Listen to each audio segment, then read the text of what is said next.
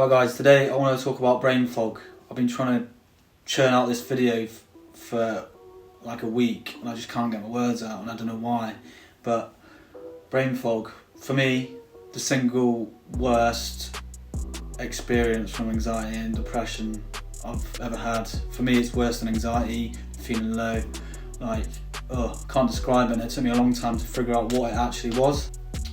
My experience with it was, basically woke up one day feeling really groggy and really sort of out of it and really dizzy, and I couldn't focus on things like reading, my eyes were jittery and stuff. And then as the days went on it got worse and worse, and I think 3 days in I was in a sort of fuzzy autopilot mode state when I felt like I was in the back of my head just autopiloting. Autopiloting for me feels like it's like when you're in the back seat of a car and it's sort of like a tunnel vision, and the car's moving but you're not actually doing anything and you just zone out. That's what it felt like for me, going day-to-day life, just cruising through. Like someone else was taking the controls and I was just in the back seat watching, and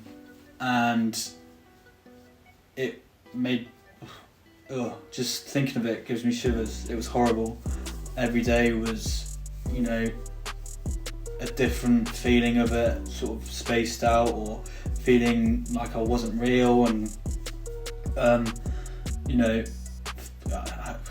didn't recognise myself in the mirror, and even for me it even got to the extent of hearing strange voices, and when I'm trying to get to sleep I could hear people talking in the dark and that, and it was scary, really scary. I mean, if anyone that has experienced it before knows what I'm on about, then you're not alone, and it takes control big time, and you change, everyone notices you changing, and you struggle at work because you can't concentrate, and it ruins everything. And I think that it's hard for people because it's not their fault, and it makes work harder, socialising, speaking to people harder. It's you can lose your job over it, or stuff like that, which for me I nearly did because I was so out of it. I could barely work, and being a roofer, being up on the roofs, I'm all over the place, falling over, I can't do things right, measurements right, but after a lot of research I found out brain fog exists, what it is, and it's basically your mind just shuts off from everything. So it goes, right, I've had enough of anxiety and depression, all the horrible feelings, and it just shuts off, so you get nothing. You don't get bad, depression, anxiety goes away, but so does happiness, so does enjoyment out of things. It's just like a standby mode, and your brain just shuts out, and it's not damaging, it's not brain damage, you're not damaging yourself, it's just your brain protecting itself basically.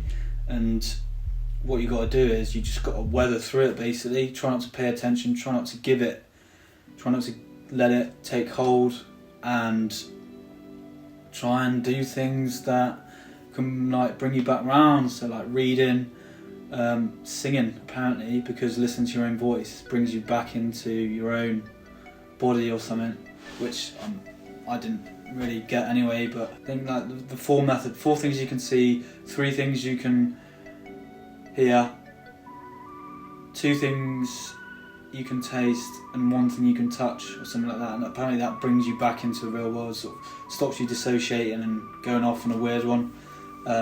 So I used to get it a lot when I was driving.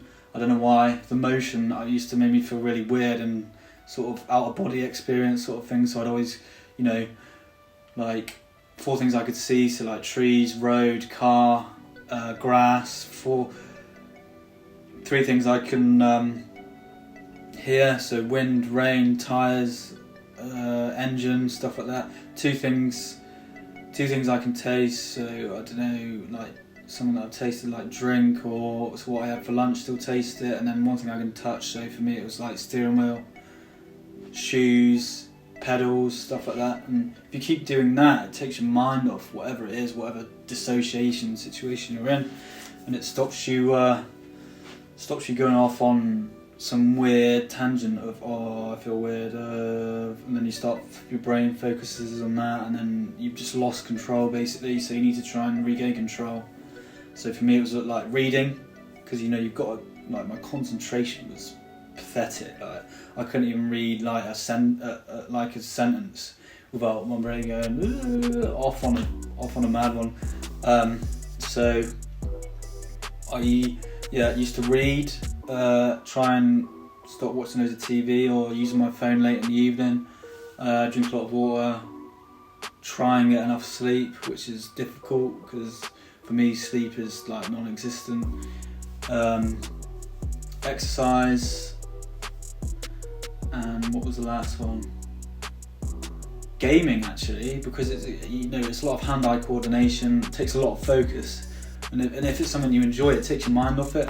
I mean, I love gaming anyway, I think it's sick, but I think it's really good for hand-eye coordination and just general, because it's high focus, isn't it? Or another one was like throwing a tennis ball against the wall and catching it with like switching hands, and just keep doing that, because it sort of brings you back, like, I'm doing this, I need to catch this, I need to throw it like that to catch, and then it like brings you back into your own touch and your own feel.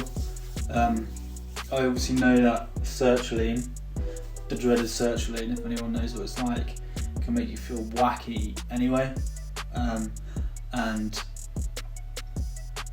I've realised that from cutting down, like, I was on 100mg, I'm now down to 50s, and I feel a lot more concentration, sort of not so dizzy, not sort of like head in the clouds sort of feeling. But brain fog for me lasted 6 to 8 months before I realised what it was, what I could do to try and ease it, and basically I just stopped thinking about it. I just just didn't let my brain constantly think of, oh, how am I feeling today? Do I feel spaced out? Do I feel this? Do I feel that? Do I feel anxious? And just straight vibing basically. Like, a lot of people say I'm mega horizontal now, and like, yeah, it's the best way to be. Like, just minimise all stress. If something is non-important, then I don't think about it. I think, a lot of people think like, oh, I don't care, or I've just, got no motivation, but I do. I just try not to let simple things like get into me and sort of make me worry, because done enough of worrying, enough stressing about just anything and everything. And now I think it's, there's bigger things at play, especially with COVID, just being happy with coming home every day, or basic health and well-being. My family's okay, no one's got it yet, my friends are okay, I get to chill out a lot, stuff like that. Like, that's what everyone should be enjoying. I'm still earning some money, so I'm not skin. In a global crisis like this, take it back to the roots and just the simple things, because you can't go out, you can't socialise, you can't go to the pub, no festivals, nothing. It's literally work, home, and some exercise outside. But I think if you enjoy those things first, and just enjoy the simple things, like just living throughout the day, throughout the week, then everything extra will be like a reward and a bonus. Like, oh, that was really good, because everything's taken so for granted now, that when we're going to be able to do things again, it's going to be, wow, yeah, that was really good, I really enjoyed that, and it's going to be a bonus instead of a, oh well, I'm just used to doing that, going pub every weekend and going to festivals, because we haven't had it for a year now. So I think this time everyone should start to just work on their own mental health and focus on the little things. That's all it's about. Don't let the big things like bother you and sort of control your life. Just focus on the simple things that you enjoy, like gaming, going and do some phys outside, a run, walking a dog, I don't know, watching your favourite Netflix. Like, for me, picking up drawing or reading. There's so many little things you can do that are rewarding, and just like reward yourself as well. Wow, I read 100 pages, or oh, I drew that pretty well, next time I'm going to try and draw a bit better. And reward yourself, don't go, oh, that's rubbish, I wish I did better, But yeah, that's sort of my experience with brain fog and things that I've done to try and improve it and make it better, and hopefully I can start learning on how to make better sentences and speak better, because I don't know, I've taken like 10 videos and I was just talking, I don't know what I was talking, and nothing made sense, but I think this one finally is a little bit better. But yeah, that's my video on brain fog. The next one, what should I do? I don't know. I might do something about like low testosterone in men, sort of, because that's very linked to depression and anxiety, and a lot of people have it and they don't realise, which is, it's got the same symptoms of depression and anxiety, like low motivation, low sex drive, stuff like that. They're linked, and normally one comes with the other, so, which I've recently found out. But yeah, I'll talk a bit about that. You know, it's not just something like, there's something wrong with me. It's normally due to something, you know, and yeah, I'll talk about that next. Thanks for watching, guys. Cheers.